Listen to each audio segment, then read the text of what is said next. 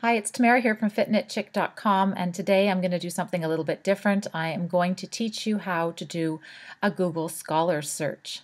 That is, search Google for scientific information, not just anecdotes and popular information.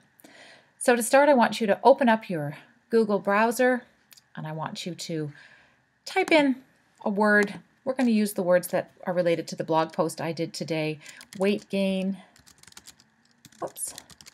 and prescription drugs. That's what we want to know about. And I want to show you what happens if we search generically in Google for this. What happens is we get all sorts of hits that are basically popular websites, blogs, chat groups where people will say, me too, when somebody asks a question about weight gain and a prescription drug. Not the place you want to go if you want to get actual scientific information that you can take to your doctor and expect to see results from. So instead, I want you to go to that top navigation bar. I want you to scroll all the way over to More, click on it, and you're going to see that there's a bunch of ways to increase the specificity of your search. Now I want you to go down and click on Even More, and that's going to open up a new window with lots and lots of more specialized search engines. We're going all the way down to specialized search, and we're going to click on Scholar. You can see that Scholar is purple on my screen because I use it all the time. So we're going to click on it, and now we're in Google Scholar, standing on the shoulders of giants. We're going to type in the exact same terms: weight gain and prescription drugs, and we're going to click on search. You notice here that I'm looking at articles including patents. I don't care about legal documents for this search because this is not a legal issue. Now what happens is we get a whole bunch of scientific papers.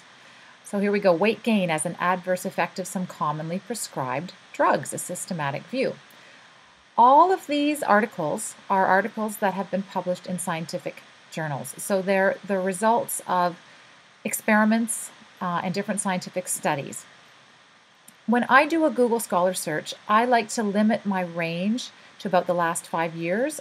So I go down, click on since 2009, and what that's going to do is it's going to shrink the list of results to only papers and book chapters that have been published in the last 4 or 5 years, okay? Science moves very, very quickly, and a lot of times things become obsolete in a year or two. So now we've got this list of papers. You can just scroll through and see if there's anything that looks like it might be of interest or related to the question. Here we go: relation between body mass index, physical inactivity, and use of prescription drugs.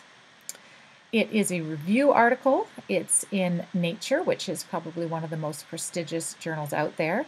You'll notice if I click on it, just like that, oh, it's the International Journal of Obesity, even better.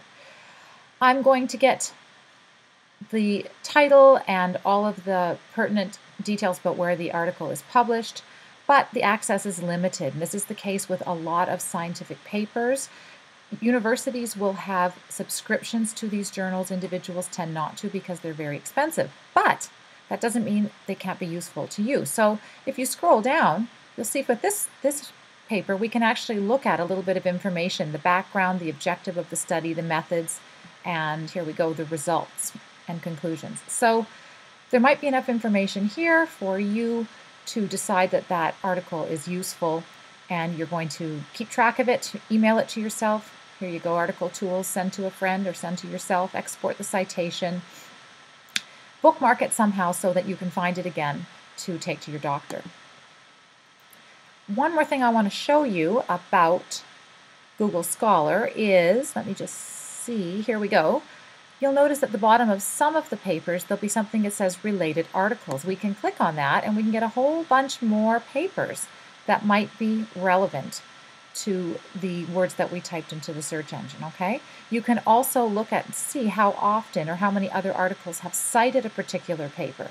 That can tell you something about how much research is going on in that area. Those citations will all be papers published since the publication of the paper that you're looking at.